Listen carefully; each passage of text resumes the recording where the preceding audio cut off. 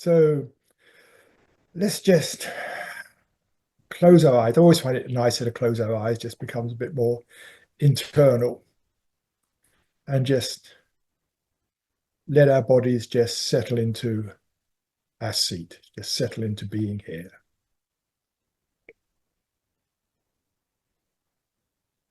I always find it nice just take a few deeper breaths.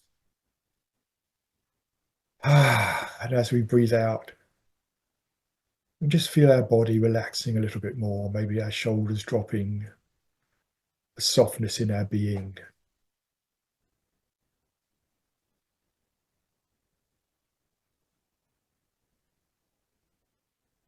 Just coming into just the experience of being here now.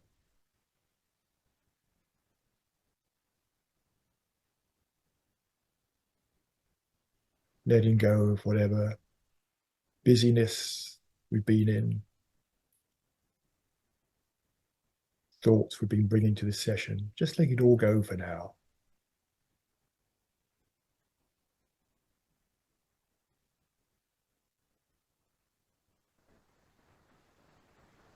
And just noticing that quality of inner quiet, stillness that's always there beneath everything that's going on. We can just let go of that and just notice that, how it feels just to be sitting here and the quietness within us.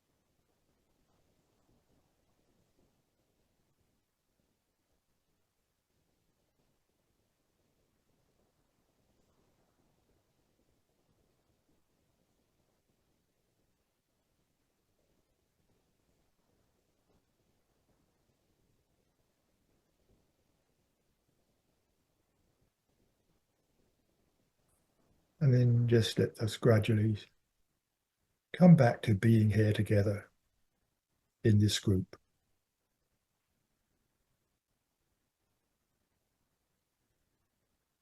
And just when you feel ready, just slowly opening your eyes again and just bringing with us a little bit of that quietness into this time together.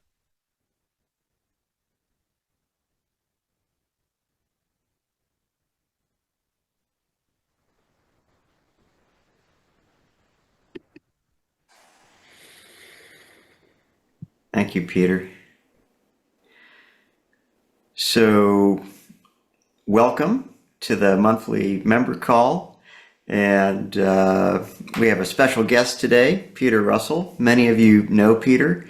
And I'm not going to give a long introduction. I don't want to spend time on that. But you can go to peterrussell.com if you don't know who Peter is. I met him through John Renish, who invited me to join him for a meditation group in Tiburon. And Peter was leading that group. And so we've gotten to know each other over the last, I don't know, 8 or 9 years, I guess, at this point. Okay. and the idea to invite Peter to this call came because I've been pushing his book, and I was on a call with some other guild members and mentioned Peter's book, and all three of them reached and pulled up Peter's latest book, Forgiving Humanity. And I went, Peter's message is really resonating with the guild, and I'm going to invite him to our member gathering. And so Peter and I talked I don't know, a few days ago, because he was like, "What do you want me to say or do or present?" And I said, I think pretty much anything you want to talk about, we're going to want to hear about. So, and so with that, I give you Peter, and and let's roll. And so off we go. Not always, but this is fine. Yeah. Okay. Well, I mean, there's lots of things that I could share. I mean, yeah, Craig mentioned the book Forgiving Humanity. I certainly touch on that, but didn't want to spend the whole session looking at that. Um, I thought just to, basically start with an overview of how I come to be here, the sorts of things I'm interested in, some of the work I've done, my current thinking on various things, and open it up for discussion. I mean, I find generally the best parts of any session like this are the discussions. So I think maybe I'll leave more time for discussion than actually talking. That's when I think when we get into dialogue, for me it gets more interesting than just me spouting stuff. So I shall spout for a while, and then turn it over and see where you want to go, what you want to explore, and be happy doing that. So a little bit of basic background on me for those who don't know. I started off as a quote scientist. I was a mathematician, loved maths, was good at it, and I thought that was part of my life. And moved into theoretical physics, loved that too, and moved into computing. I have the most out of date degree possible. I have a postgraduate degree in computer science from 1971, which means if you need somebody who can program in binary machine code, I'm your guy. Not that anybody ever does that except perhaps chip designers. Anyway, but I've had that fascination with computers all through my life, having been, my first job was working on a transistor computer. Well, actually, one earlier than that. And now, what do you call it? Those are earlier computers, analog computers. And been fascinating just watching the whole growth of computing. And in fact, my thesis was on the very, very early networking of computers. We had a huge computer upstairs in the Cambridge Computer Lab, occupied the whole floor of the laboratory. And downstairs, we had a PDP-7, which had just come out, which had a cathode ray tube on it. We had a first actual display of a computer. And we were linking the two computers with a cable that thick that came through the floor. And that's when I saw the future of computing was not just bigger computers, but the networking. And that led me to write a few years later the book, The Global Brain, which I know some of you probably know about, which was my attempt to look at where computing was going. The internet didn't even exist then, but seeing the future was going to be the whole networking of computers. And at the time, I was also interested in Teilhard de Chardin and the noosphere. And I saw, like Teilhard did, well, he saw media being part of that. He wasn't alive to see computers, but seeing the network of computers was part of the growth of the noosphere into what he called the Christosphere, the awakening of human consciousness. So the book was very much about those two things, the awakening of consciousness, and also the Gaia hypothesis, which had just come out, the idea that the whole Earth, the whole living system of the Earth all the living systems functioned as one single living organism. And the question then was, what's humanity doing there? And the thing that seemed obvious to me was we are the information processors on the planet with our speech and language and collective knowledge, science. We are the information processors. And so that led to the idea of the global brain. And it's been fascinating watching that. And I think here we are at this stage, we are accessing the global mind. Like we have, and by that I mean, I'm not talking about global consciousness, but the collective information of humanity is now accessible to all of us. And anything that has been digitized, basically, and made available to the public on the net is actually available to any one of us. And I find this, for me, fascinating. I mean, I know some of you play with, Chat GPT and other AIs, and it blows my mind to think I can explore any subject. And I go down rabbit holes, but not conspiracy rabbit holes, but things like I get fascinated in some aspect of microbiology, of how a certain RNA thing works. And like you can go to the depth of any bit of human information. And I see this parallel for me was way back, or whenever it was, when the internet first came along back in the early 90s. Before then, any research I was doing, I sort of had to go to my local library, and I have sheets of paper with all the references I wanted to look up, and I go and spend a day in the library trying to find these references, and would happen to come upon some books which were useful and other books which aren't. And then the internet came along, and it's like I don't need to go to libraries anymore. And now with AI, it's like I don't even need to, you know, find the information. It's just there at my fingertips. And so for me, that's part of the fascinating time we are living in. I mean, for me, this is the most amazing time to be alive. I'm sure everybody said that about their own times, but this is the most amazing time so far. Um, Partly because what's going on at this time in the world. I call it for myself the immensity, because I cannot grasp it all. I cannot rock it all. I cannot, in a sense, contain it all in my little tiny mind and all this. It's like on the one hand, we have the whole planetary issues, environmental issues, like never before has this arisen on the planet. We are seeing ourselves going through probably the sixth mass extinction. That's going on. I mean, that is an amazing historical event on this planet, the first extinction caused by one of its own species, with all the different aspects of that, from climate change, resource depletion, pollution, many other things.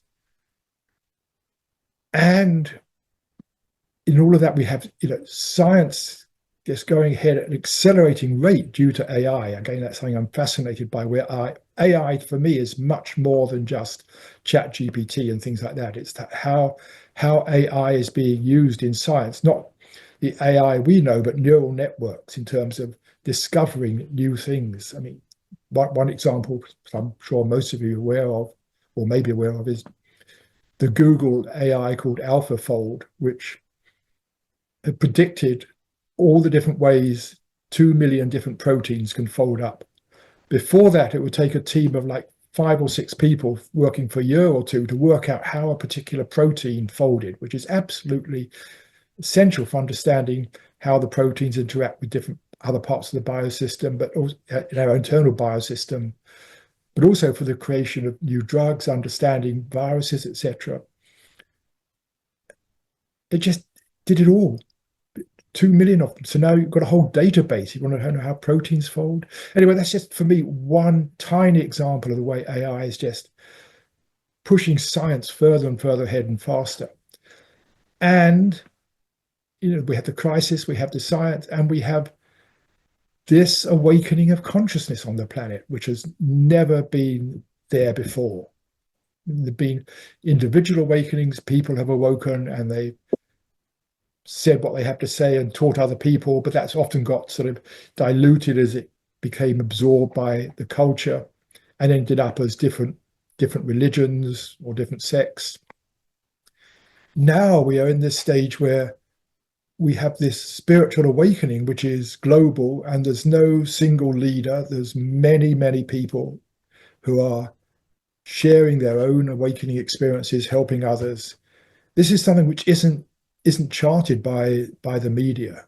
It's much you don't see that. Occasionally you see in an article in Time magazine on how many people are doing yoga or something, but underneath, the number of people interested in this and actually working on their own consciousness is also growing exponentially. And that to me makes these times so fascinating.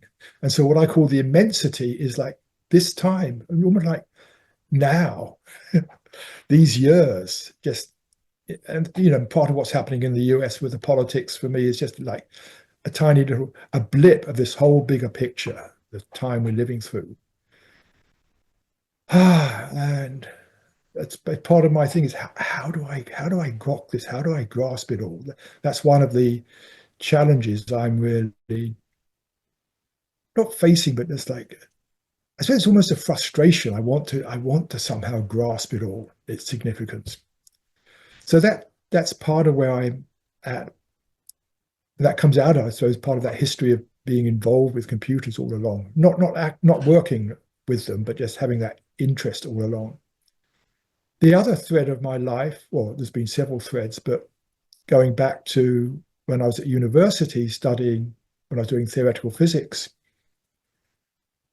this realization that however much physics I did, or as I felt then that anybody did, we were never going to understand consciousness because consciousness is something, we all know we're conscious. That's the one thing we know for sure. All of science, in a way, most of science takes place within consciousness. The thinking, the theorizing, the hypothesis, the experiments may take place in the physical world, but the science takes place in the mind. It's a conscious process, understanding the world like that. And yet there's nothing in this current scientific paradigm that predicts that any of us should be conscious. And in fact, you see, the scientific paradigm would be much happier if none of us were conscious, funny enough. So it's like this is the big anomaly for the current worldview. And Kuhn pointed out with paradigms, there's an anomaly that comes along which cannot be explained by the current paradigm, which ultimately leads to a whole new paradigm being created that somehow explains or integrates the anomaly. And so the anomaly for me in the current worldview is not things like, telepathy or clairvoyance, those sorts of things. People think, oh, that's the anomaly. They certainly are anomalies, but the real anomaly is the fact that I am aware, and there's no way of explaining that. And that's been a ongoing fascination all my life, really, of trying to see how that fits in. And for me, and I could go into this later, perhaps it leads to the idea that ultimately there is only consciousness. And I can go into this more in detail later if you want. But ultimately, the universe is consciousness experiencing itself as this form. And that ties in with so much of what the deep mystical traditions have said about the universe, that ultimately there is only spirit, consciousness, whatever you want to call it. And part of our journey, our personal journey, is being able to step out of this world of form, which we are so engrossed in, and touch into that formless beingness, which is the essence of everything. And so that was that sort of realization that science couldn't explain consciousness and probably never would, led me into explorations. But I did another degree in neuroscience, hoping that would help me understand consciousness. It didn't.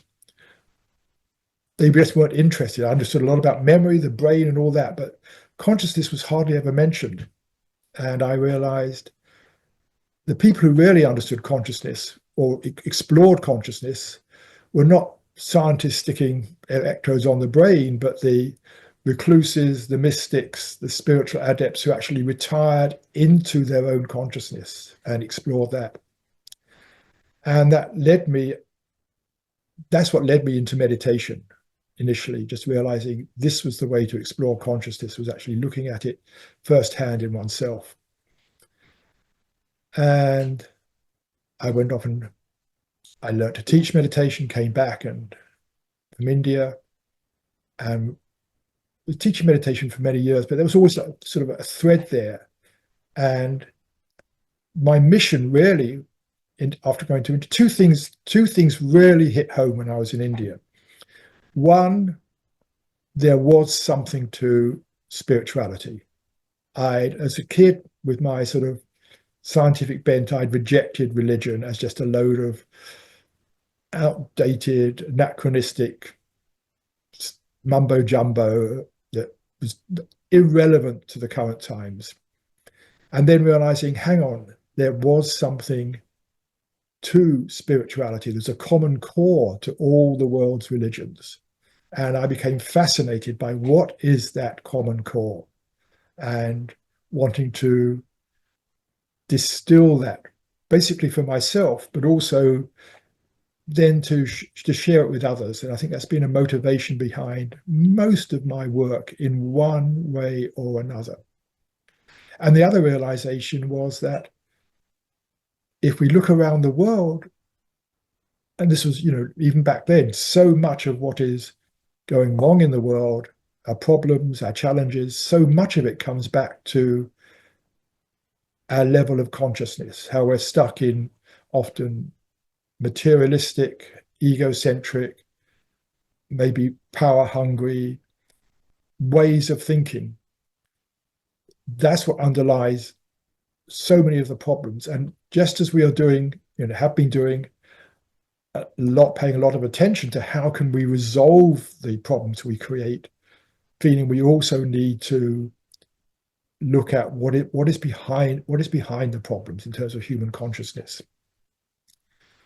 And that became that's really been part of my ongoing work. I became very active actually in the corporate world way back in the late 70s, 80s. I started off teaching meditation to corporations. And back then, that was like almost a no-no. I mean, now I know with, the stuff that's happening with, all there's corporate, Silicon Valley embracing meditation, look inside, all that stuff that's going on. Back then, I mean, one of the companies I was teaching meditation to, they made me promise never ever to tell anybody I was teaching a meditation. I was teaching meditation to their executives in their oak paneled boardroom up at the top of a tower in London. And their wives, they had the insight to actually bring their wives in to teach them as well. So they saw this was something personal. But they didn't want anybody to ever know they were I was teaching meditation because they thought that would just really ruin their stock price. It would get in the media, and that was their concern. So, just how much things have changed in that respect from how it is now. And I wasn't just teaching meditation. I moved on to really taking a lot of the things that I was discovering about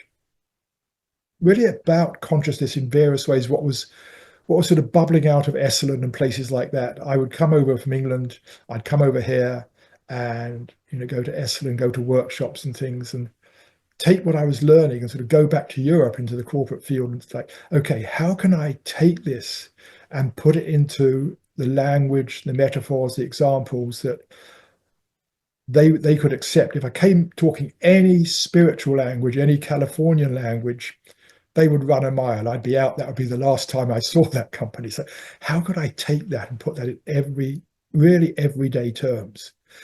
And it wasn't just I needed to do that in order to keep working. I felt that was the really important challenge, is whatever we're talking about in terms of the awakening of consciousness, it has to be expressible in ordinary current language, not the language of the past. So even something vaguely spiritual for me in language was out.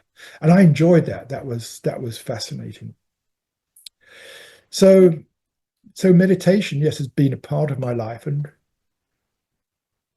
it's something I've come back to more recently. I would say more my thrust these days is teaching meditation, just my own personal approach to meditation. And we can talk more about that as well. but I went through something which is I think was really important for me. Um, this was back in the it was actually back in the late 90s. I'd been writing, lecturing, traveling around, talking about, if we can just, the path to seeing through the crisis is we just have to raise our consciousness. If we could all just let go of our ego-centered consciousness, if we could all just awaken, if we could all just become enlightened, then, we could save the world. Put it in very simple terms. If we all just got enlightened, we could save the world. And I mean, in my own way, that was like, I wasn't saying it that grossly or outwardly, but just like underneath, that was the message. And I realized there was this disquiet there. Um, and I just sat down one evening and thought, what is this? What's going on here? And I realized I didn't quite believe it. Um, and I looked at myself. I mean, here am I, somebody who for many years has been exploring my own consciousness, having my own insights, revelations, awakening a little bit here and there. I'm someone who's actually been interested in this, and I'm definitely not enlightened and still not enlightened. And and I'm just one of a tiny, tiny fraction of the population that's interested in this. Is it really realistic to think that we're all going to wake up and get enlightened? It's like, come on. I mean, it's like it's certainly valuable, that journey, the awakening. I think all of us who are on that journey know its value in our own lives and its value in our own community and our relationships. But this idea that this is going to save the world, I just realized, hang on. And at that time, it was very interesting. I just finished working with somebody who I think most of us know, Joe Jaworski, who was at Shell at the time, working on their scenario, their 25-year scenario prediction thing. And we, part of the scenario thing, we had this scenario that it was too late, but we couldn't present that to the board of Shell because that was the last thing they wanted to know. They wanted to know realistic scenarios about how we can go if this happens, how we can go if that happens. But we called it scenario X. And so I thought, hang on, let's look at scenario X for myself. Supposing that is the case. The point of scenarios is not to predict the future, but to say, okay, what is needed if in this situation? If that is the case, then things are going to crumble. What is needed? And I didn't realize it was obvious what is needed is going to be more compassion, or greater, being touched more with their intuition, humility, less egocentricity, more flexibility, more self-awareness, all these things that we would need in order to navigate our way through an unraveling of things were the very things that I was saying we would need in order to save things. And that was a critical point for me because it made me realize the work is the same, whether we're in a scenario of saving everything or a scenario of how do we deal with the unraveling. The actual work, the inner work, the spiritual work, and the work that I felt called to do was exactly the same, which it was important because for me, it freed me up from having an attachment, in a way, having an attachment to where this work is going. Just like it's do the work, and it's important anyway. Which is really, I suppose, just think about it now. It's coming back to the basic message of the Bhagavad Gita. Perform action without attachment to the goals of the act, the fruits of the action. So, what else before we? Yeah, let's come back to the accelerating change and forgiving humanity. I got, again, so much of this stuff goes back to my late teenage, early 20 years, just realizing it may be true for many of you, just how formative they were in my thinking, my life path. Studying mathematics, I became fascinated by exponential change and how the human mind cannot grok where exponential change is taking us. And back then, I sort of, in my very naive way of thinking, then it's like, okay, the way exponential growth is going, it's going to be going so fast, it's going to take us into what I naively refer to in myself as impossible situations. And therefore, that my sort of teenage logic went, impossible situations don't happen. Therefore, there's going to be some major shifts or breakdown in the system sometime in my own lifetime. And that's always been there. In fact, if you go back and look at my books, if I go back and look at exponential change has been in every book so far. There's been a little mention of exponential change somewhere or another until finally, with this most recent book, I really decided it was time to face it head on and express where I see it is going.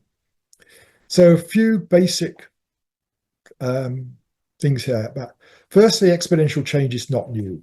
You can trace it. I mean, as people like Kurzweil have done. We can go back. The evolution of life has been accelerating. The rate at which, by acceleration, I mean the rate at which change has happened. Multicellular organisms were very slow evolution. Then multicellular organisms were faster, and nervous system speeded things up. So it's a thread which goes way back before humanity. But there's a basic principle there that innovation breeds innovation. The more we create, the more innovation there is, the more possibility there is for future innovation. And that's been at play throughout humanity's history. As we developed speech, we could share ideas with each other better. We could show each other how to make better tools. We began to amass a collective body of knowledge. And this facilitated further growth, and technologies began to arise. And without going into all the details, that innovation, breeding innovation, has just been ongoing. And it's what we see today is like how, what I mentioned earlier, how AI, the innovation of AI, is speeding up innovation even further.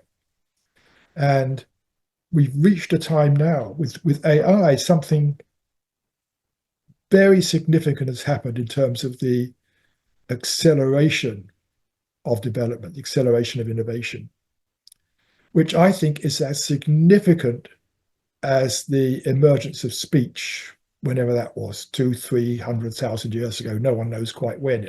I think it goes back much further than people are hypothesizing or postulating. What speech did, it outsourced memory. Before we had speech, you had memory, an individual had memory, but speech allowed us to outsource it. We could actually collect our memories together. We could tell stories. And that, to me, was a major facilitator in that whole human evolution and triggered that exponential change that has been going on until now. And there's been minor things along the way, like writing outsourced storytelling. We didn't need to tell stories anymore to keep the knowledge, collective knowledge together. And then, printing outsourced that, having the scribing. What AI is doing, which I think is as significant as speech, it is outsourcing problem solving. We no longer need to be so involved in solving the problems. And that the case I mentioned about AlphaFold, we've outsourced that whole problem of how do proteins fold up. It's been outsourced. And that is leading to a massive increase in the rate of acceleration. I think few of us have any idea where we're going to be 2, 3, 4, 5 years ahead from now. You may have heard of Moore's law. I'm sure we've all heard of Moore's law in computing. that basically computing power doubles every 18 months or so. Computer speed, computer power, efficiency. There's this double every 18 months or so. Your computers are twice as fast, twice as efficient, twice as whatever it is, powerful as they used to be every 18 months. And that's when you've got a constant doubling, that's an exponential growth. AI has stepped beyond Moore's law. They now measure the growth in AI in terms of orders of magnitude, not doubling. An order of magnitude is when it multiplies by 10, a tenfold increase, not a doubling. There's a tenfold increase in AI, in the capacity of AI, every 9 months. So we are now on an accelerating curve that is far, far faster than what we've been on so far. And I say the human mind cannot grok this. It cannot understand, it cannot take in acceleration. We're so used to linear thinking that when we think about the future, we tend to project linearly from current rates of change. We can't see what's happening with the acceleration. An example which I often use, some people say it's a little bit old now, but to me it brings home is like Star Trek. Remember Star Trek, whenever 40 years ago it was written, and predicting computers that could speak and you could talk to 200 years from now. It happened so much faster. That was predicting linear thinking.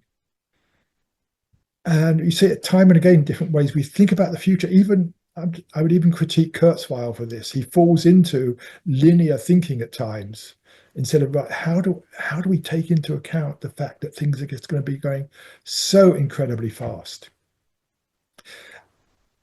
The other side of that, and this is what forgiving humanity is about, is that we don't see the cost of accelerating change. We're so caught up in where it's taking us, the good and bad sides. I mean, I'm not saying AI is all good at all. I mean, there's lots of concerns about where it's leading, lots of concerns.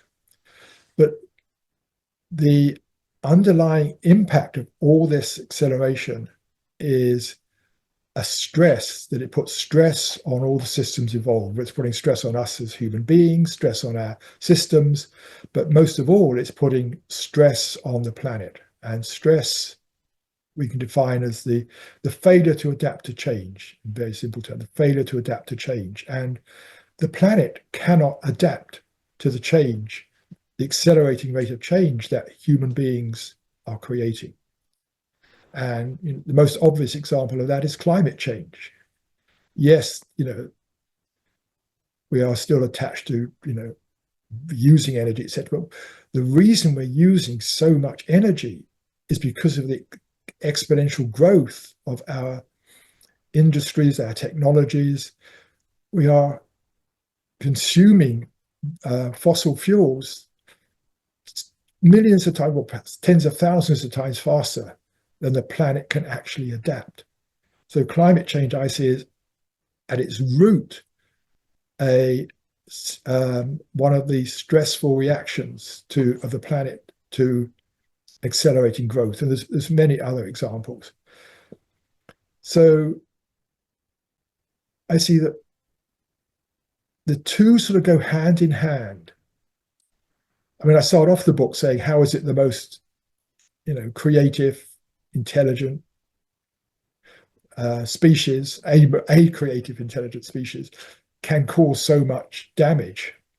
I see it's our creativity, our intelligence, our technology, all the things we celebrate about ourselves actually are also the roots of our current demise. So the two go hand in hand, and this is what I was seeing. One of the things I was seeing in the book. I mean, it's like we are moving into a future with technology beyond our dreams, but in a world that's also breaking at the seams, breaking apart. How do we hold those two together? And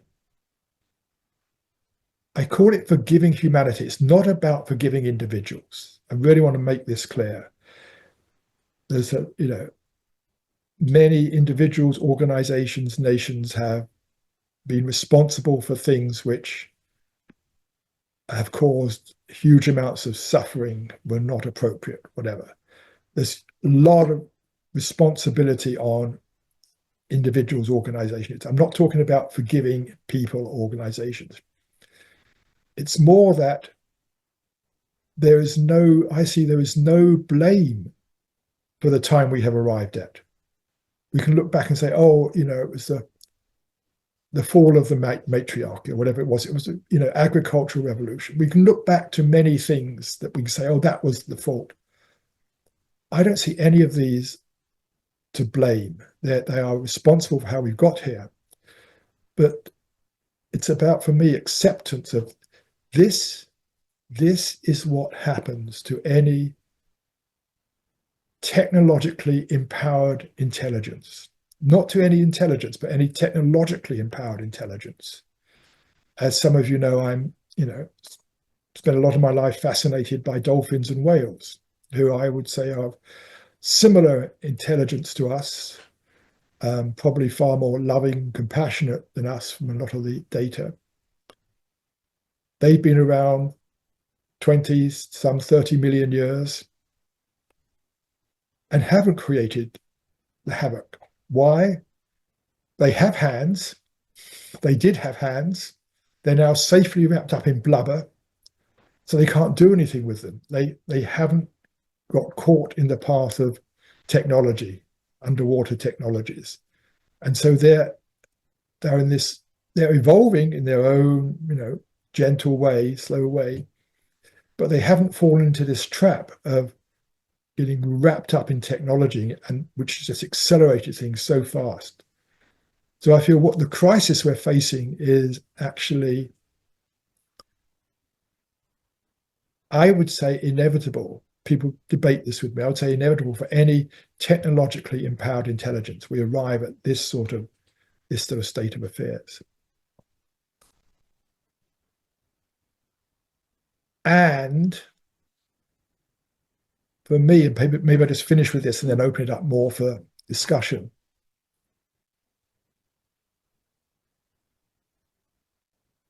We, at that same time, we, not even say we, a species has arisen on this planet capable of all the various great things we have, and self-consciousness and appreciation of consciousness itself. A conscious species has arisen, able to reflect upon itself and the own fact that it is conscious. It is what I call a blossoming of consciousness has happened at this time in the history of this planet. This is blossoming of consciousness, which may be the sort of ultimate goal of evolution, is this flowering of consciousness. And for me, when I sit back into that, in the midst of all that's going on in the world, I just look, wow at this planet, at this species, marveling, almost like with awe. Here we are in this little tiny dot of the universe, and this wonderful thing is happening, and we are right in the middle of it. And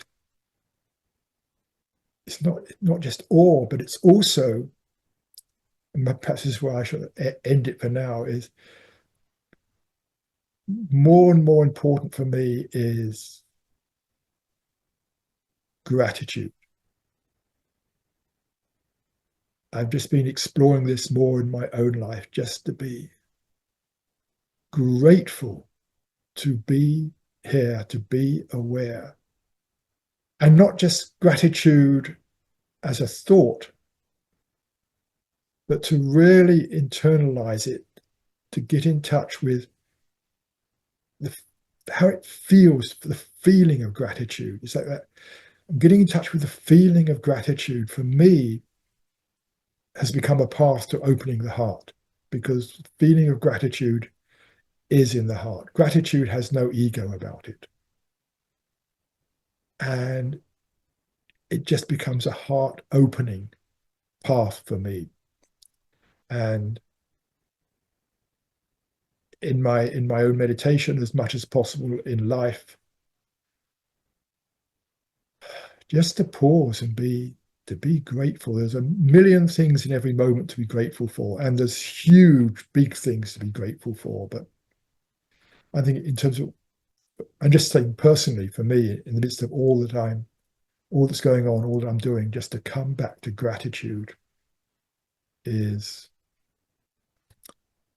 has become the number one for me.